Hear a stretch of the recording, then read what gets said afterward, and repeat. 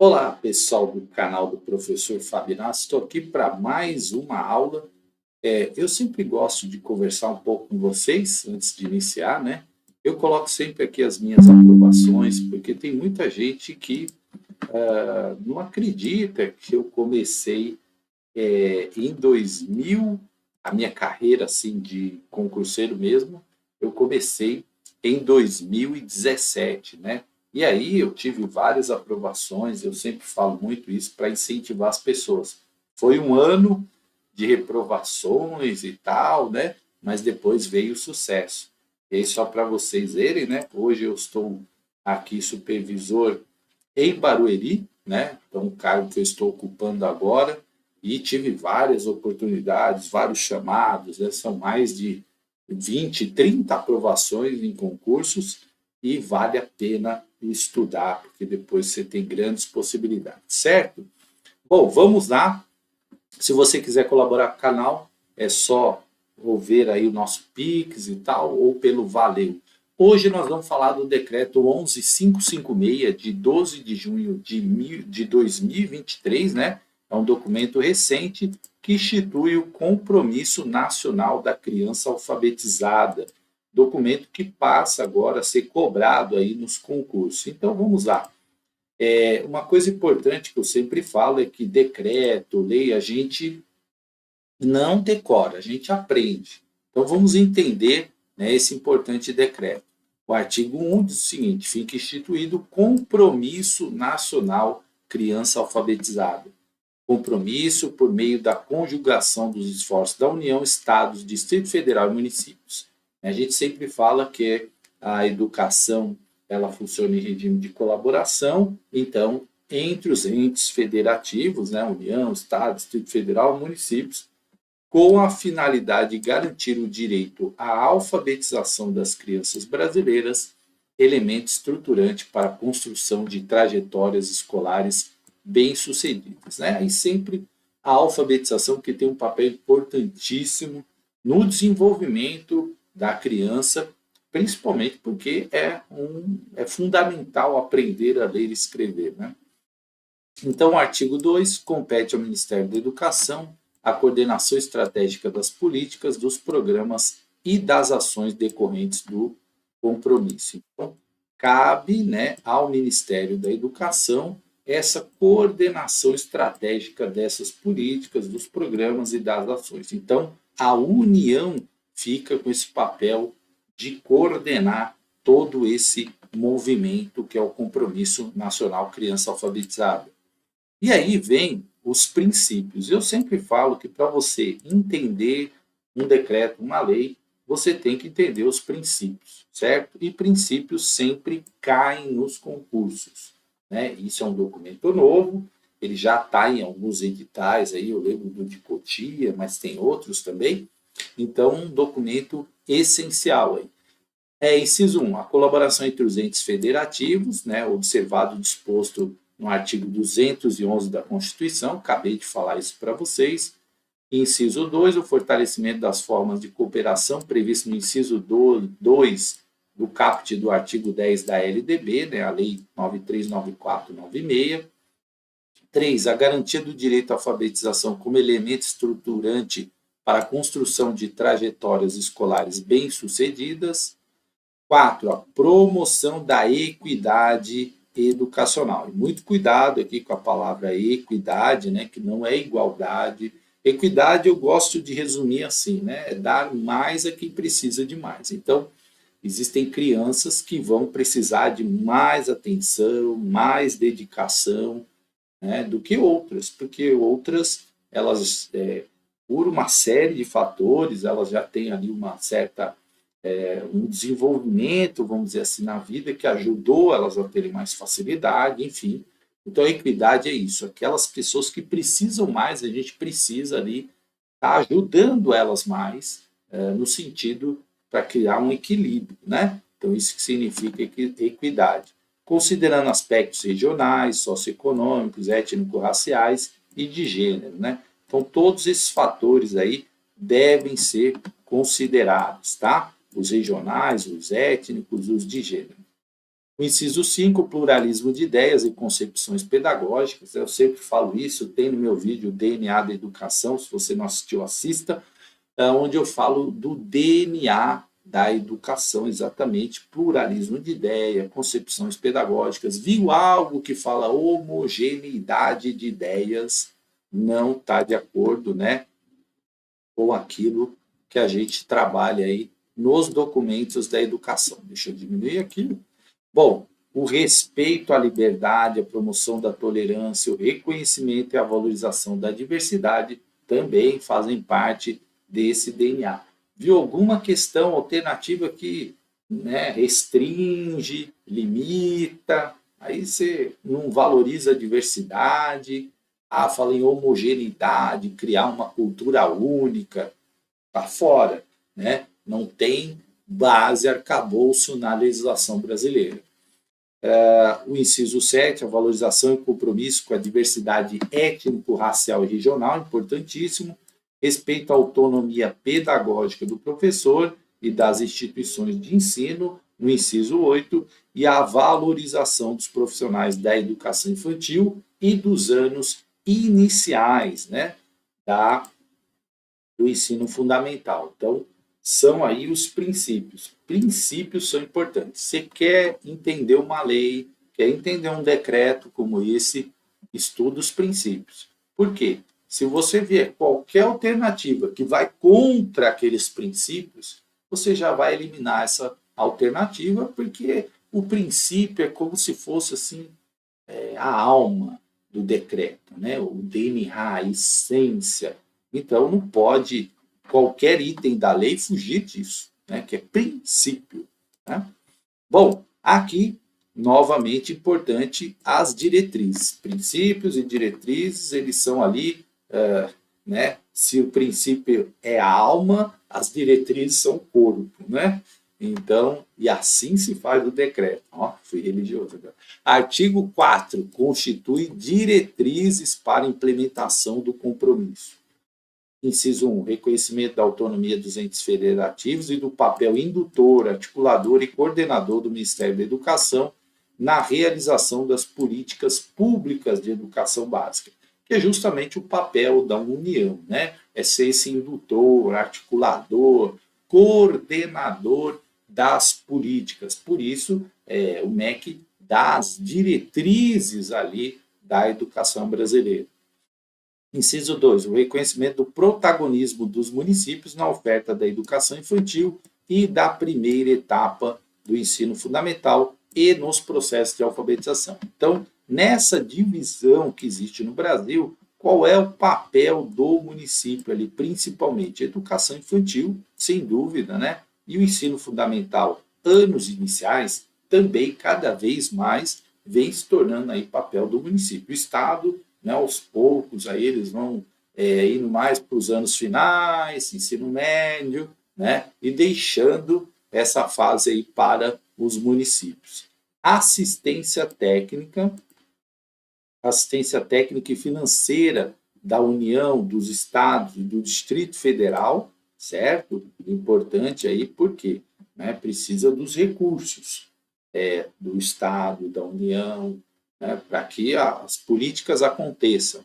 O fortalecimento do regime de colaboração dos estados com os municípios, com foco na promoção da equidade educacional no território. Porque existe, né, no Brasil, e aí ele fala aqui dos estados, diferenças. Às vezes você tem uma parte do estado que é mais desenvolvida, mais rica, tem mais condições, outra mais pobre, mais carente. Então, precisa fazer equidade. Essa área mais carente precisa de mais apoio, certo? Naquilo que eu falei da equidade, né? 5, o enfrentamento das desigualdades regionais, socioeconômicas, étnico-raciais e de gênero. E aí perceber que tudo isso gera aí, pelos dados que a gente tem do IBGE, dos censos, né? Desigualdades grandes, né? E elas precisam ser aí trabalhadas. Desigualdades regionais, desigualdades econômicas, socioeconômicas, étnico-raciais, né? E também de gênero. 6, a centralidade dos processos de ensino-aprendizagem e das necessidades da escola. Então, cuidado aqui, né, com a palavra centralidade, que algumas pessoas podem, não, diretriz, centralidade aonde? No ensino e aprendizagem. Qual é o objetivo da escola? O grande objetivo? Ensino e aprendizagem. Por que existe a escola? Qual é o principal da escola, que a gente já vê aí em vários documentos? Quem deve ser o centro? A criança, o adolescente. Qual é a finalidade da escola? O ensino e aprendizagem, né? Então, isso é importante. A política de formação destinada a professores, técnicos e gestores. Para que tudo isso aconteça, é importante a formação, certo? A formação aí para todos, né? Não só para os professores, mas também para os gestores e técnicos. Os objetivos. Artigo 5 são objetivos do compromisso. Inciso 1, implementar políticas, programas e ações para as crianças brasileiras estejam alfabetizadas ao final do segundo ano do ensino fundamental. Então, isso aqui, gente, é uma pergunta que pode cair na sua prova, além das diretrizes e dos princípios, né? Até quando as crianças têm que estar alfabetizadas? Ao final do segundo ano. Isso já está na BNCC e está nos documentos mais recentes. Professor, eu li lá nas diretrizes curriculares nacionais que até o terceiro ano. Verdade, né? Nesse documento está o terceiro ano, mas os documentos mais recentes já trazem aí, alinhados com a BNCC, a alfabetização, crianças alfabetizadas até o final do segundo ano fundamental, certo? Então, guarda isso aí para você não errar a questão. Promover medidas para a recomposição das aprendizagens com foco na alfabetização e na ampliação e no aprofundamento das competências de leitura e escrita, né? Matriculadas na rede de ensino até o final dos anos iniciais do ensino fundamental.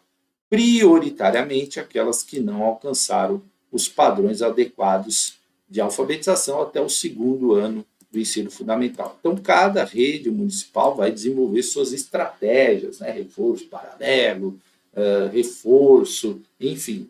Né? A rede que eu estou está trabalhando aí a questão do reforço para as crianças de terceiro, quarto, quinto ano, que não alcançaram aqueles padrões de alfabetização. Então, vamos fazer reforço para que essas crianças atinjam, né, esses objetivos aí que estão nesse compromisso aí do criança alfabetizada. A adesão. Como é que é feita a adesão a esse programa?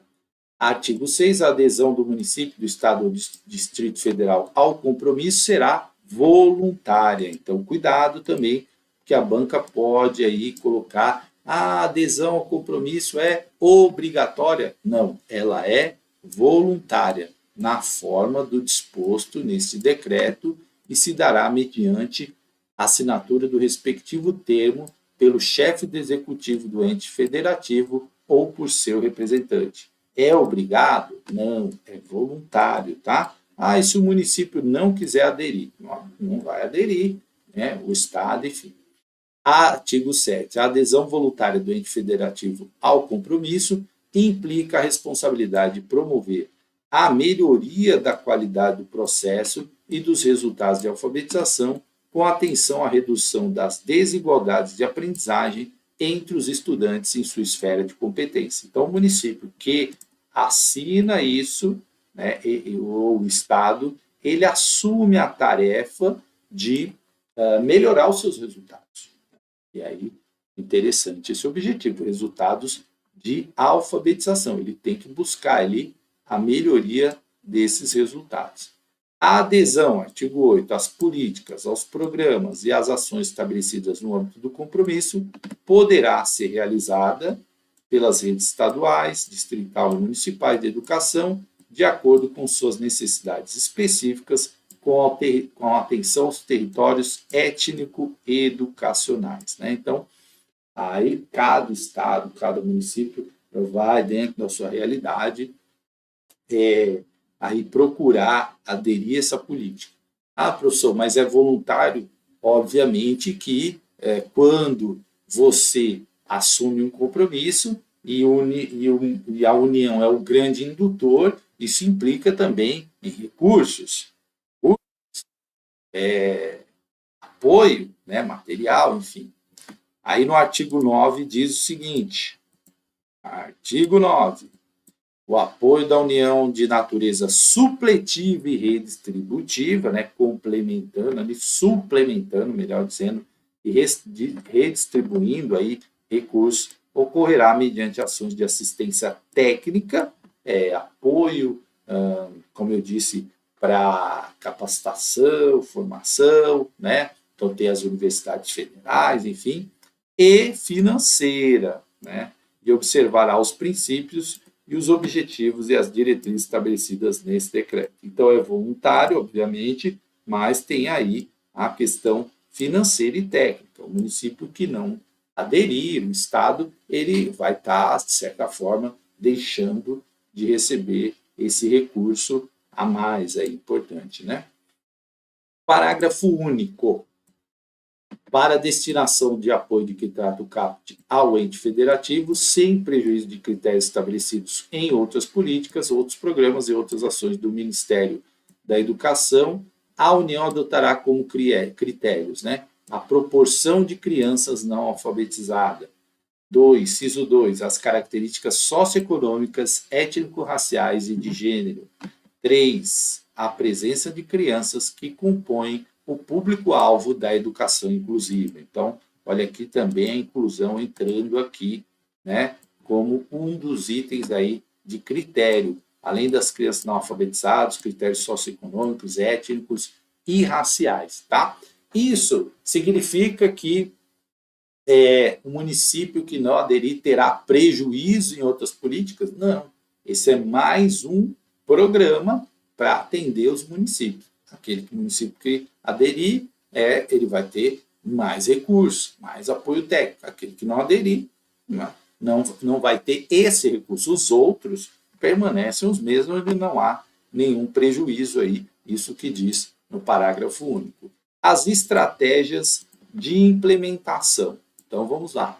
O artigo 10, né? O compromisso será implementado pelo Ministério da Educação, em articulação com os estados, o Distrito Federal e os municípios, por meio de estratégias de atuação destinadas à melhoria da qualidade da educação infantil, certo? Porque a educação infantil é aquela etapa importante que antecede aí a primeira etapa do ensino fundamental e ao combate às desigualdades de aprendizagem respeitadas as singularidades de cada um desses segmentos, né? Então, as particularidades de cada um desses segmentos, seja da educação infantil, seja da primeira etapa do ensino fundamental.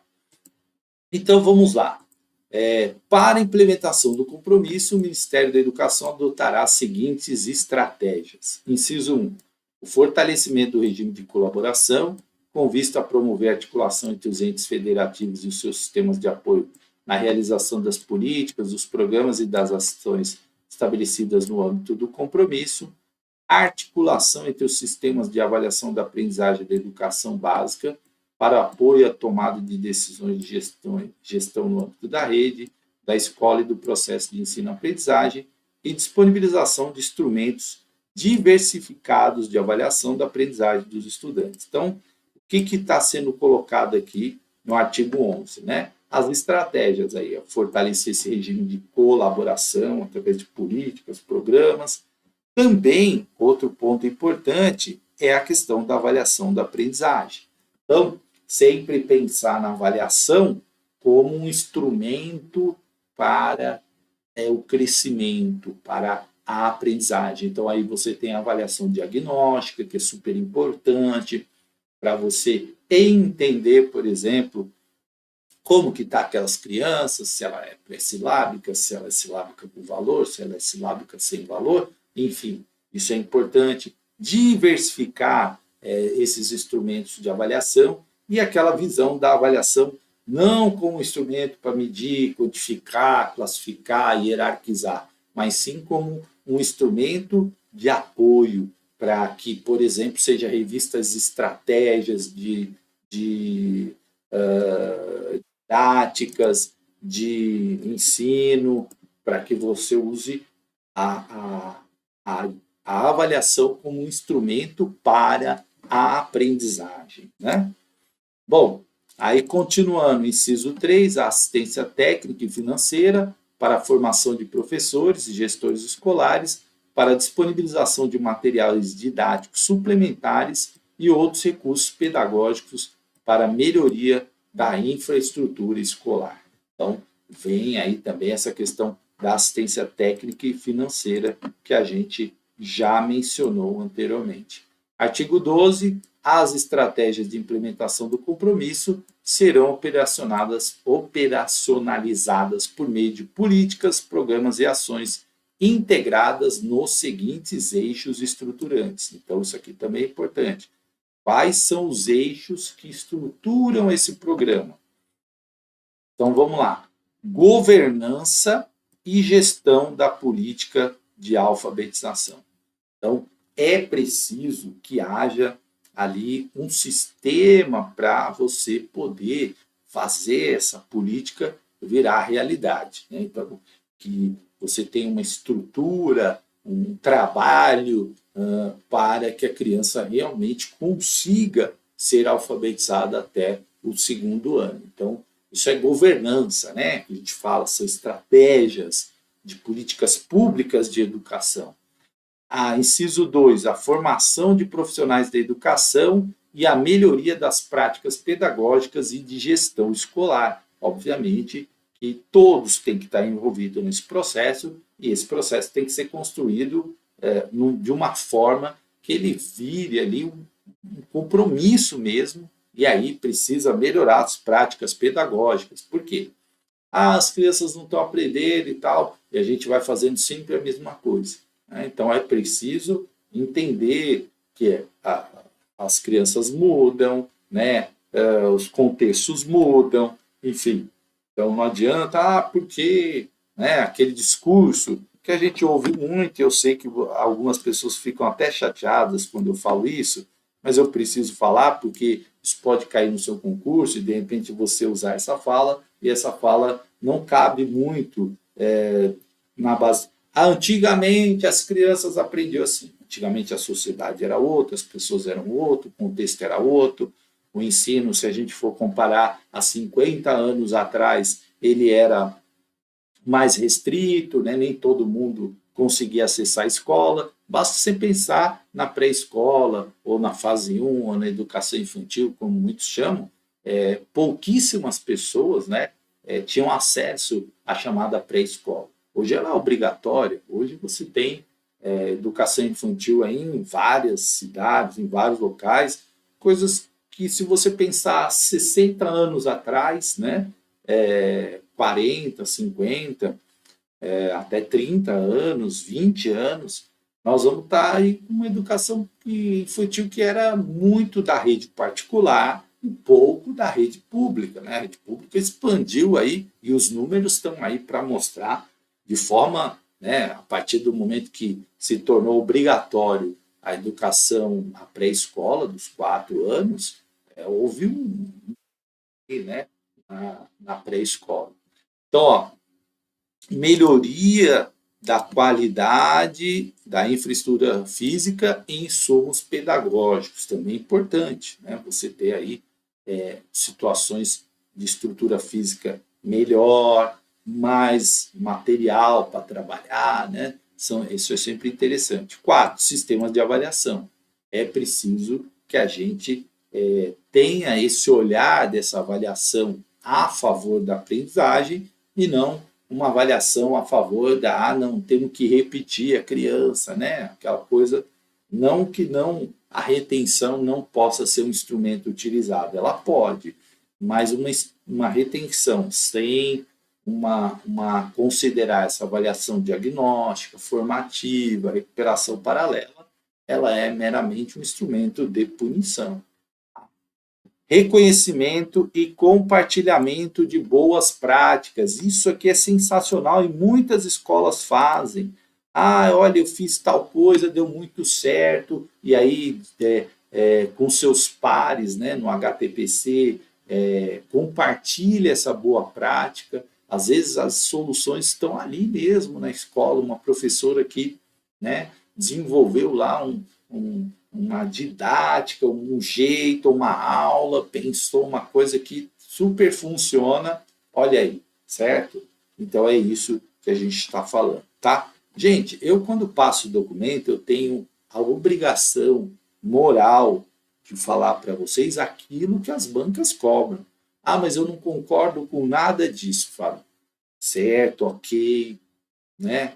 Toda opinião ela deve ser considerada, toda crítica. Às vezes tem gente né, são poucos, muito pouquinhos que fazem isso. Mas às vezes tem gente que vem e me detona como se eu fosse o autor das políticas. Não sou, né? Não sou, mas elas estão em linha com aquilo que pensa a maioria dos autores que caem nos concursos, né? A maioria, eu diria que praticamente todos, com a legislação brasileira, com a BNCC, com as diretrizes curriculares nacionais, com a LDB, com o ECA. Então, aquele que quer remar contra a maré numa dissertativa ou mesmo na prova, vai colher a reprovação, porque não é isso, né? Ação, mas eu não concordo. Aí, né, cada um tem a sua opinião e pode expressar. Como este é um canal para que você passe no concurso, eu não posso falar aquilo que você vai errar a questão. Se eu falar qualquer coisa contrária do que não está aí nos compromissos e nos decretos, certo? Aí os eixos estruturantes, né? Falando aqui, capítulo 7, governança e gestão da política de alfabetização. Aí tem o Comitê Estratégico Nacional do Compromisso, fica instituído no artigo 3 o Comitê Estratégico Nacional do Compromisso, o SENAC, né, com C, então cuidado, que tem o SENAC com S, né? Esse é SENAC com C, que é o Comitê Estratégico Nacional do Compromisso, tá? No âmbito do Ministério da Educação, com a finalidade de realizar a governança sistêmica do compromisso e colaborar com a formulação e pactuação de esforços na implementação de políticas, programas e ações em defesa do direito à alfabetização, tá? Então aí esse SENAC pode ser que caia aí, né? Comitê Estratégico Nacional. Pode a banca perguntar, né? Foi instituído lá o SENAC, significa, já caiu pergunta assim, para ver se você teve contato com a legislação, com o decreto, né? Se você leu.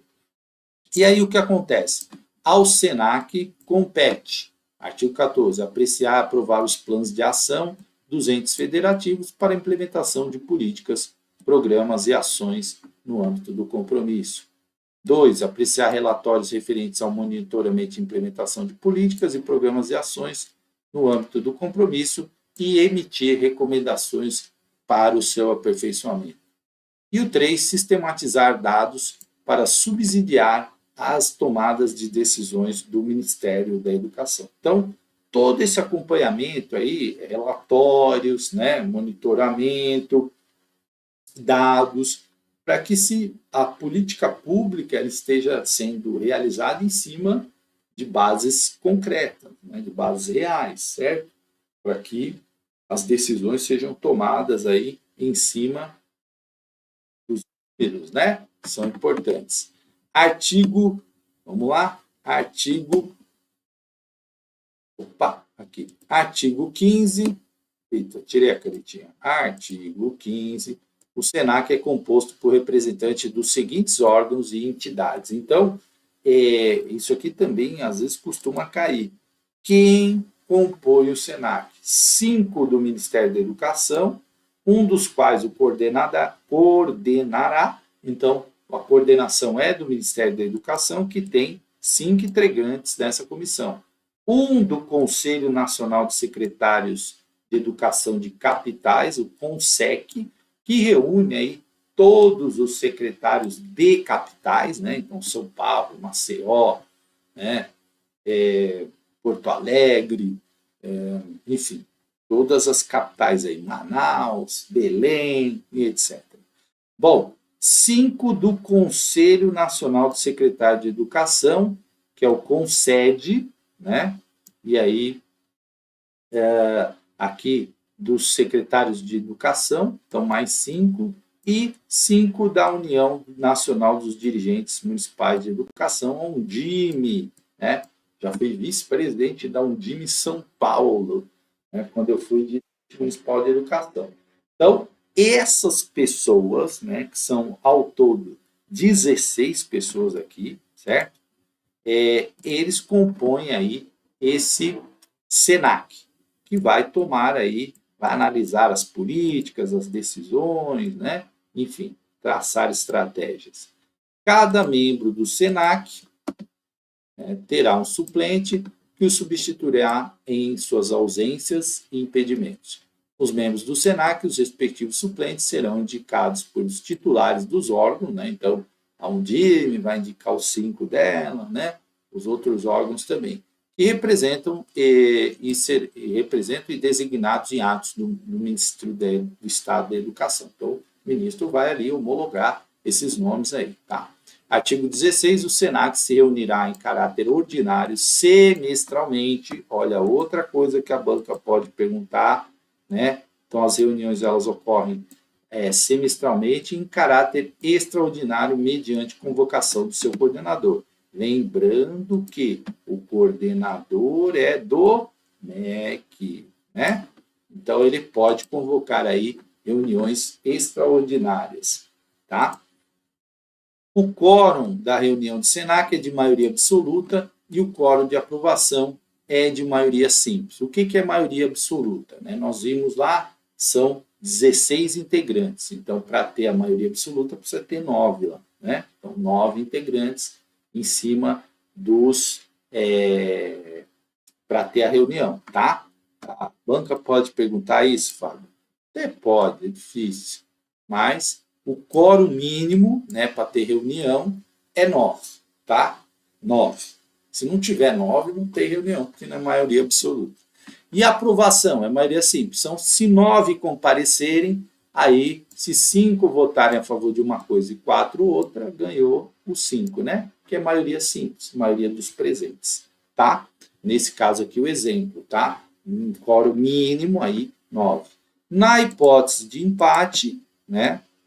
Além do voto ordinário, o coordenador terá o voto de qualidade. Então, se empatar, vamos lá, teve lá uma pessoa não quis votar.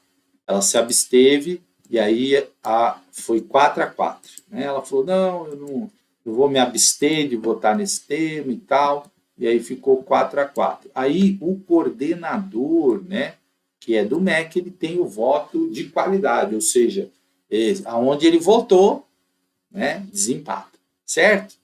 O coordenador do SENAC poderá convidar representantes de outros órgãos, entidades e públicos privados para participar das reuniões sem direito ao voto, tá? Então, pode ser convocado outras pessoas, pessoas da universidade, de outros municípios, enfim, mas sem direito ao voto.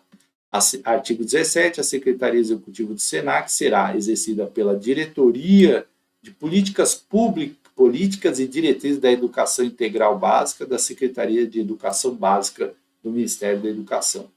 Artigo 18, a participação no SENAC será considerada prestação de serviço público relevante não remunerada, tá?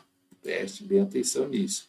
Então, é uma prestação de serviço público relevante, porém não remunerada.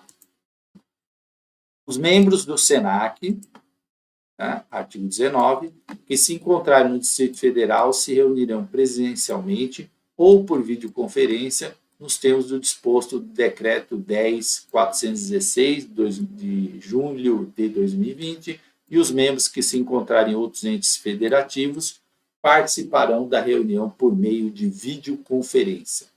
Artigo 20, ato do Ministério da Educação aprovará um regimento interno do SENAC. No ato da adesão ao compromisso, os estados e o Distrito Federal se comprometerão a instituir o Comitê Estadual, né, de Compromisso, CEC, para a gestão das estratégias necessárias à consecução dos objetivos do compromisso.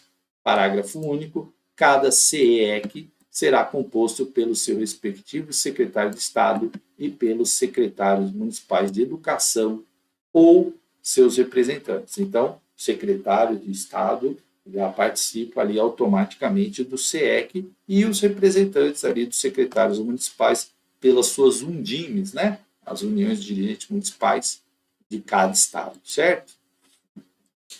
Deixa eu só diminuir aqui minha tela para não atrapalhar aqui vocês, só ficarei pequenininho aqui, esse slide ficou grandão.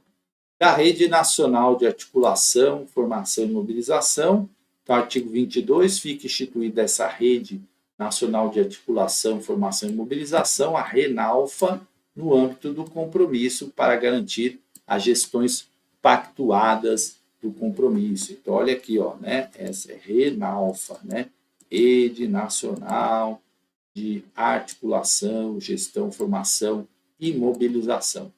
Integrarão a RENALFA, no âmbito do território estadual, os articuladores da gestão e formação do território estadual ou distrital, indicado pelas respectivas secretarias estaduais de educação, e na linha B, os articuladores de gestão, formação e mobilização das redes, indicados pela representação da Undime de cada estado, né? Então, é importante porque sem gestão, formação e mobilização, você não faz a coisa acontecer. É preciso ter todo esse movimento para que realmente a gente garanta esse compromisso da alfabetização.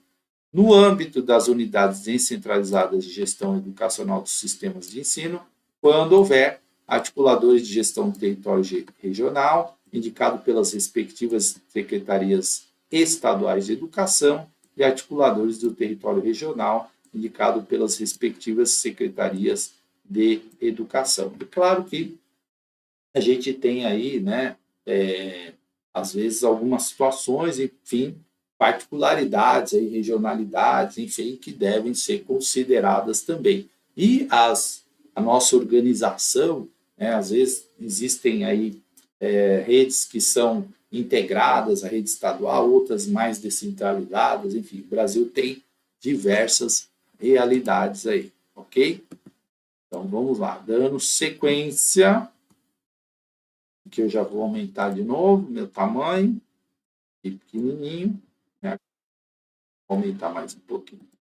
Bom, no âmbito do território municipal, articuladores municipais de gestão e informação indicados pelas respectivas secretarias municipais. Então, tem a formação, né, estadual, tem a formação ali regional, dependendo da descentralização que tem o estado ali com suas regiões educacionais, tem a questão do município, né, que aí o município é o responsável pelo seu território.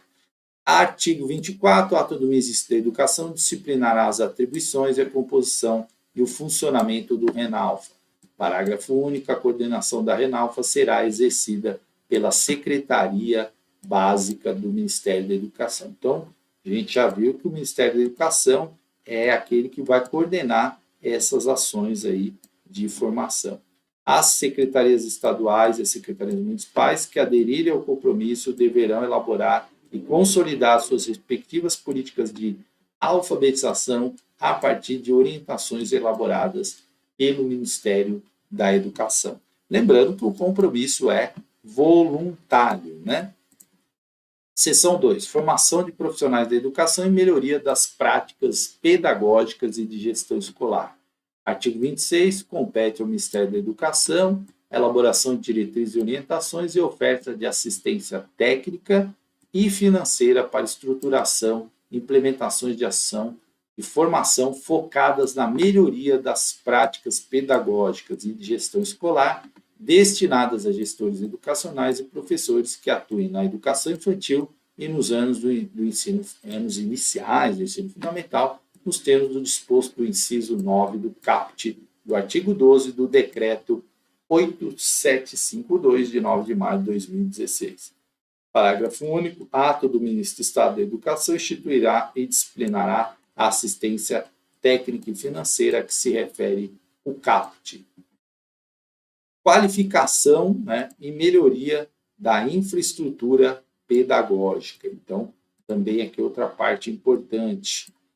Compete ao Ministério da Educação apoiar a melhoria e expansão da infraestrutura física e pedagógica das escolas, de modo a contribuir para a melhoria da qualidade do processo de alfabetização.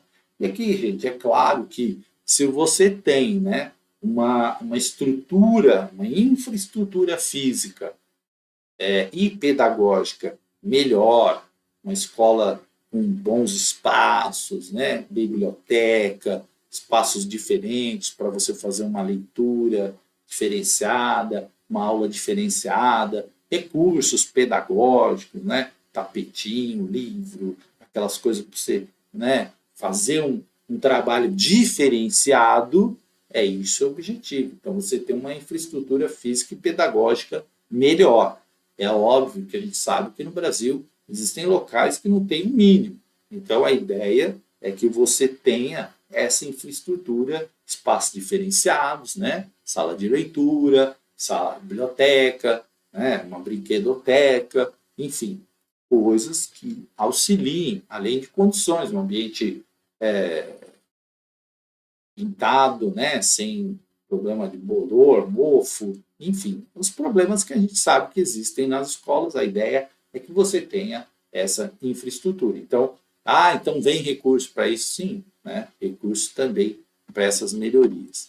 Artigo 28, a melhoria e expansão da infraestrutura física contemplará as unidades escolares participantes do compromisso por meio de projetos de manutenção, reforma e ampliação no Plano de Ações Articuladas, o PAR, e no Programa Dinheiro Direto na Escola, PDDE.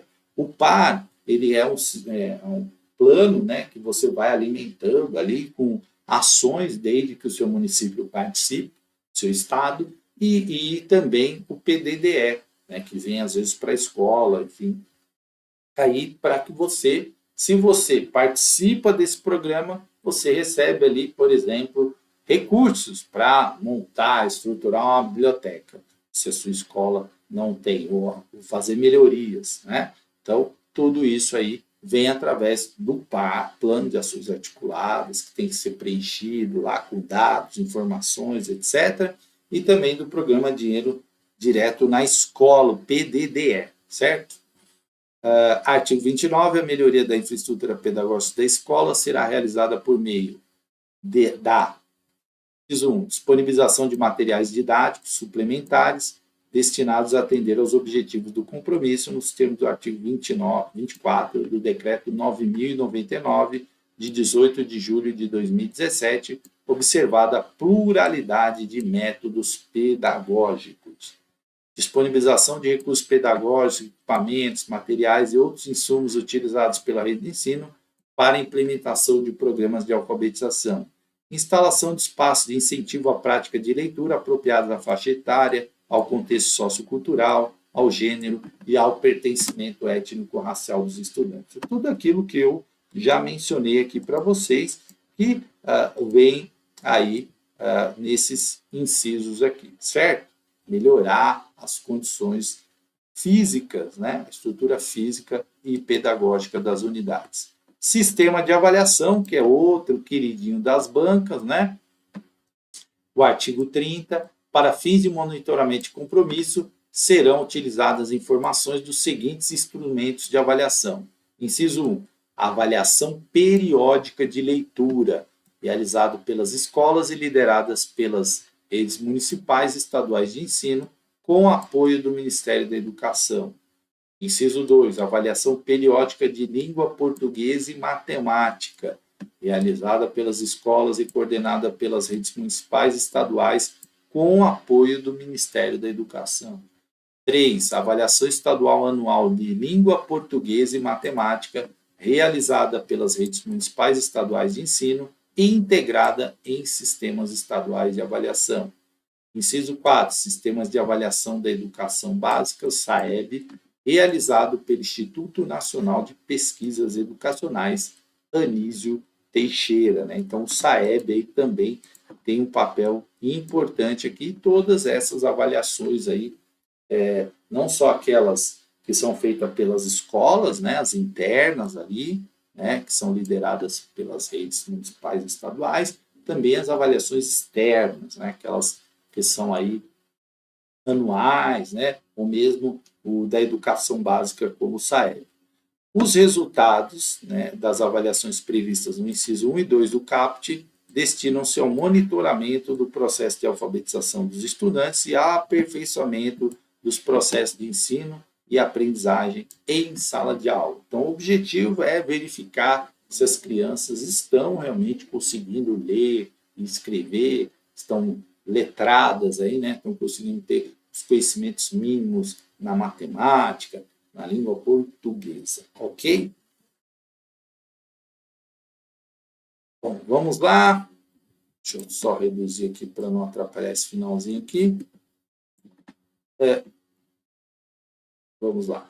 Os resultados das avaliações anuais realizadas pelos sistemas previstos no inciso 3 do CAPT fornecerão subsídios para a evolução contínua das políticas de alfabetização, da gestão das escolas, das respectivas redes de ensino e das práticas pedagógicas desenvolvidas em sala de aula, com foco na melhoria dos resultados educacionais e com ênfase na redução das desigualdades de aprendizagem observadas entre os estudantes. Então, você tem lá o resultado, mapa, né, por sala, por criança. Então, você vai trabalhar, vai fazer um plano para poder atuar em cima daqueles resultados. Se está bom, ótimo, vamos continuar e melhorar cada vez mais. Se temos problemas, né? Olha, esse índice aqui, essa sala, muitas crianças não se alfabetizaram, por quê? O que aconteceu? O que nós temos que fazer? E a ideia é que isso,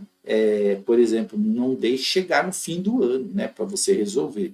Depois de um ano inteiro de trabalho, aí se percebeu que estava tudo não dando certo ali, né? Então a ideia é a intervenção já para não deixar porque são 2 anos para alfabetizar, né? Então o importante é atuar permanentemente e continuamente. Os resultados do SAEB, de que trata o inciso 4 do CAPT, serão considerados no diagnóstico das desigualdades e da qualidade da educação básica em escala nacional, em associação com os sistemas estaduais de avaliação da educação básica, oferecerão subsídios para o monitoramento e aprimoramento das políticas educacionais por parte do Ministério e dos entes federativos. É possível, né, com esse exame nacional, perceber ali aonde nós temos mais problemas, aonde os resultados não estão satisfatórios, né, e trabalhar essas questões. Artigo 31, compete ao INEP, em articulação com os estados, Distrito Federal e municípios, estabelecer diretrizes e orientações para que o SAEB e os sistemas estaduais de avaliação estejam organizados de forma complementar no processo de qualidade da alfabetização. Artigo 32, os estados que aderiram ao compromisso e que não disponham de avaliação na forma prevista do inciso 3 do caput artigo 30, instituirão o referido instrumento nos sistemas de avaliação, nos respectivos sistemas de avaliação. Porque nem todo estado brasileiro tem provas externas estaduais, né? Então, se aderir, tem que constituir esse instrumento. Para quê? Para que se tenha ali um instrumento de avaliar, né? Ali, as regiões que estão mais problemáticas, mais carentes, o que está faltando? Formação profissional, né? Enfim, estrutura, sabe? É preciso para poder identificar melhor essas situações e até um olhar para que o planejamento da política pública seja direcionado. Então, assim, aqueles locais precisam de mais apoio, mais recurso, né?